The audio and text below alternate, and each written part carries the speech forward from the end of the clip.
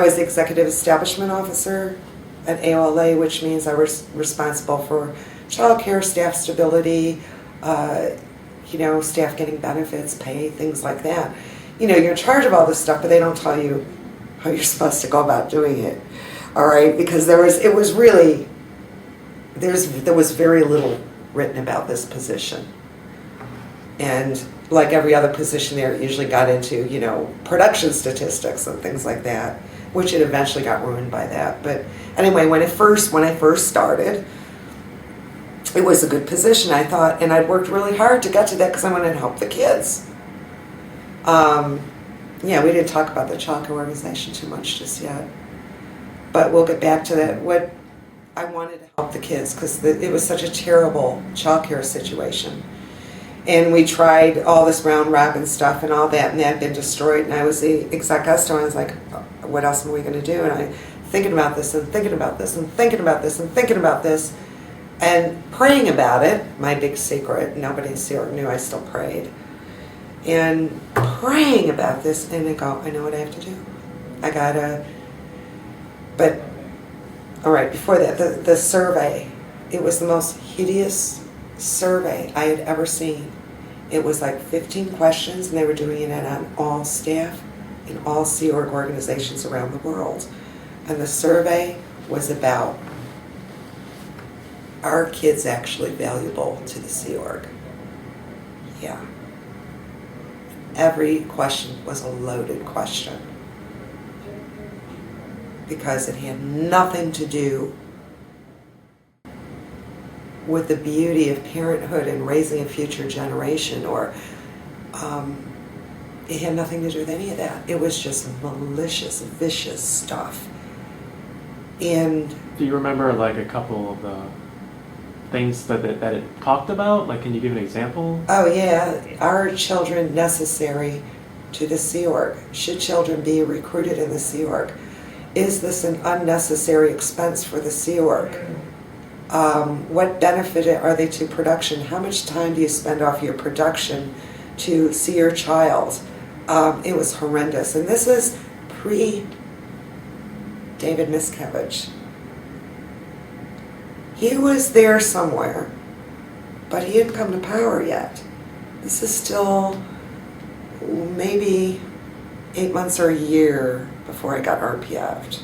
So about a year before Elmer Hubbard died. So he may or may not have had a hand in this. I don't know. I can't say he didn't, but he wasn't a name we knew yet. He wasn't a name we knew. Guillaume Lesevres, EDNT. We knew the people in CMO. We didn't know David Miscavige. He wasn't an executive name.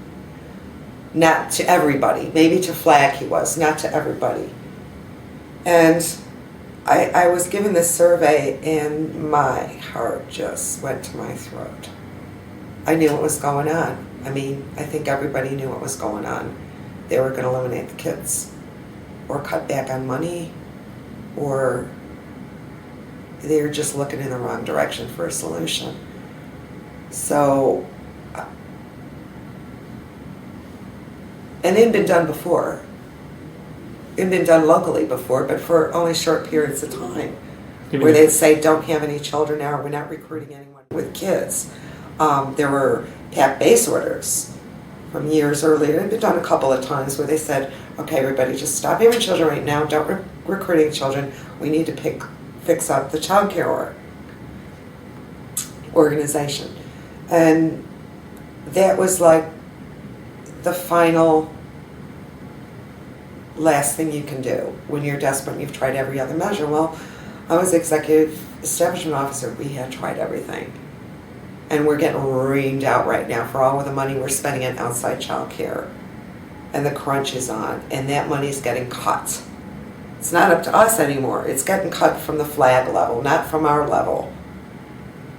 And as we don't pay them, they say we won't take your kids, or they say, you know what I mean? This is really getting heavy. Everything's coming to a climax here, and this survey gets done. And I'm praying about this and thinking about it. So there's only one thing I can do.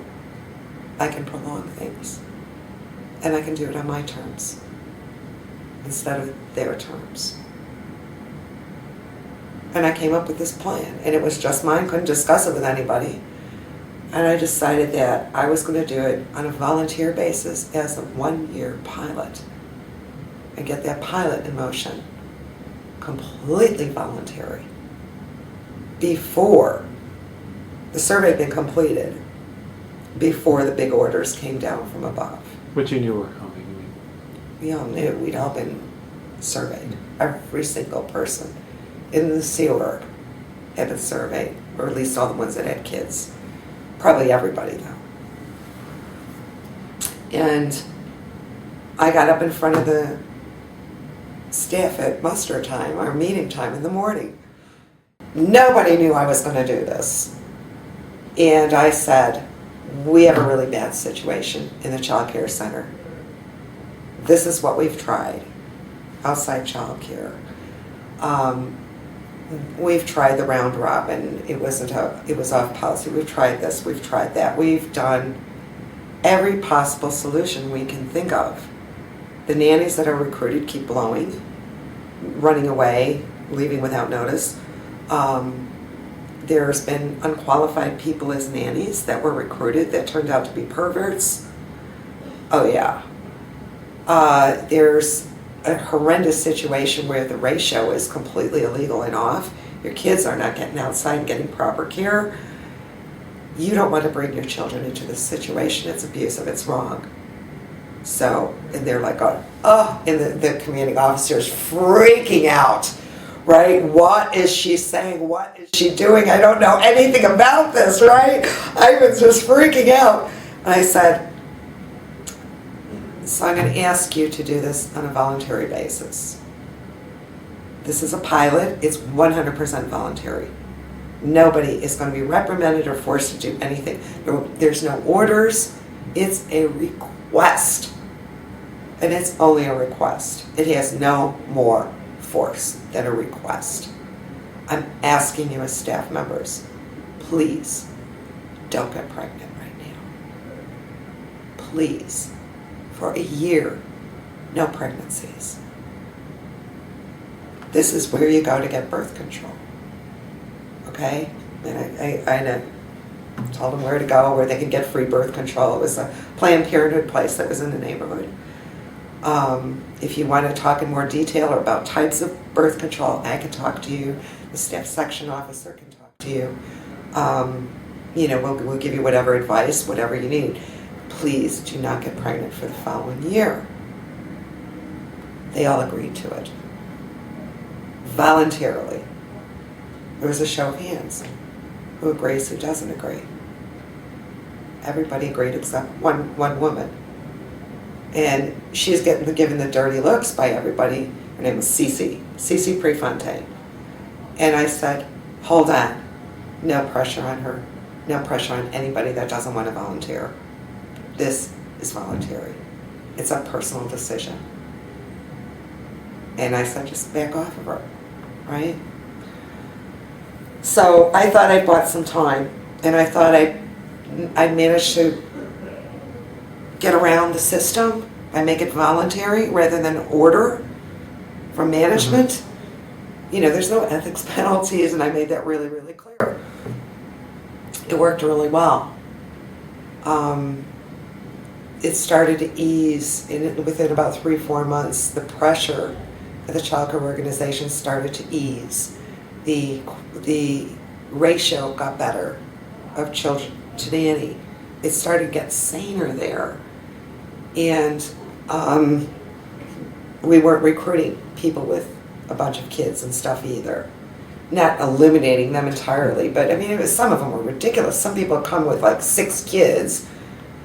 And you think they were joining just because they didn't want to be a parent, and I think some of them didn't. So there was some really ridiculous stuff going on, and some of those people were booted off staff. Not in a bad way, not declared suppressive person, but just you've got too many children, and we don't see that this is viable here because you haven't recruited any nannies or anything. So to us it was a humane thing to do. A 30-to-1 ratio of 3-year-olds to nanny, where they can't even get outside or to a park. That's abuse. And I can't even imagine to this day how it screwed up their minds and their development. But it started to ease up. So in about 3 months, the other organizations followed us. We were the second biggest organization in Scientology, so the other ones started doing the same thing, which happened often. AOLA was always doing the innovative stuff. So ASHO, American St. Hill Organization next to us, started doing it. Some of the other AOs in different countries started doing it. Completely voluntary. Nobody gets sent to ethics. Nobody gets reprimanded. Okay? Now this is a new thing. Nobody in Scientology had ever done this since... Right. You're not supposed to innovate in Scientology. Right, not since the 50s anyway. They did do a bit of that in the 50s and early 60s, but they hadn't done it since. And we had a staff member who had been there and worked at that time. Her name was Loretta Hill. And back then, I mean, things were more flexible. I wouldn't say entirely. It was still, run by one man, but whatever. And they got paid better back then, too. Those guys were pulling $300-400 a week in the early days. And that was a lot of money in the late 50s or 60s or so, when it was just Dianetic Centers and a little bit of Scientology. Yeah, Loretta told me that. But anyway, so I thought I bought them a year. And I thought, I've just proved something. I've proved that people will do the right thing. I have proven they will do the best thing by the goodness of their hearts for no other reason than they care. All right? They will make sacrifices because they care, not because they have to. So to us, it was just, okay, we can have our kids in a year. We're just going to get this sorted out, and then we'll work it out so that, it's not like this heaps and heaps of kids coming in faster than you can get nannies. So we all assumed, and I assumed, and that we were just going to be able to do that in a year. Didn't last a year. 7 months, 6-7 months later, after I started that, this order comes down from Guillaume, from Idiot. Nobody's allowed to have children unless they go to these class 4 orgs. In other words, if they left the Sea Org and they go to... Right. Well, and we Sea Org members thought that if they were only working the day shift or the night shift, that the kids would have more of a normal life. Now, Guillaume, bless his heart, saw that kids needed to be raised verbally. And a few of the people maybe in the Commodore's Messenger organization saw that. But that was bad conditions there too. Those staff members were starving. They still are. So, what do you do? And he put, and you've seen that copy of that PAC-based order or that executive order from Guillaume was available online, and it's been on the websites and everything. But it was really with good intentions that was done. Nobody was thinking abortions.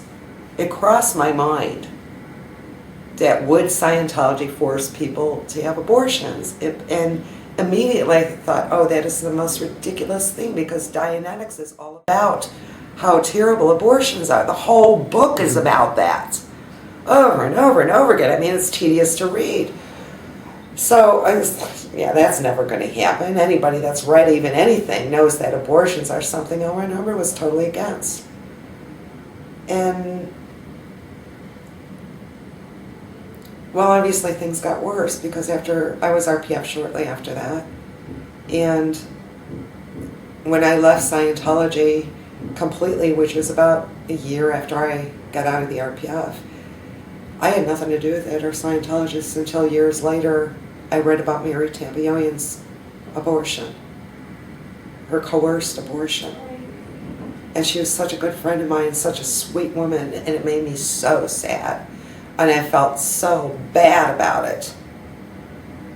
That's what made me come forward. And that was like a year and a half ago. That's what started you on your speaking out, Yeah. Because it gotten so bad, the coerced abortions, and staff being told that, you're going to be declared if you don't get an abortion, and being split up from their husbands and wives, and being told who they can marry and who they can't, and divorces being ordered. And how could people sink so low? I mean, to this day, I just go, wow, you guys, at what point is enough for the people that are still in? At what point? Your children, I mean, if nothing else, those kids are entirely dependent on their parents to provide them every possible opportunity, and to expose them to all the different opportunities and education they can have, so they can find out what's best for them.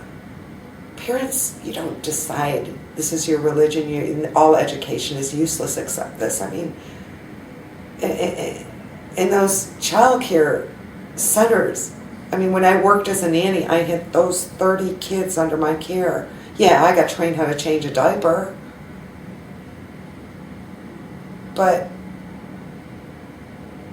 And I'd hug them anytime I would, because I felt so bad for them. Who do they have? I mean, oh.